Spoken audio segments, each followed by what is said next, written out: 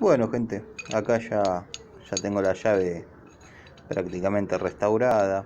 O sea, se podía hacer mejor. Por supuesto que se podía hacer mejor. Lo que pasa que bueno, simplemente es una llave que tiene mucho valor.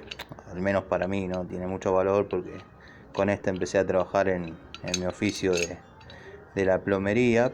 Pero bueno, no es que se va a jubilar, la voy a seguir usando cotidianamente.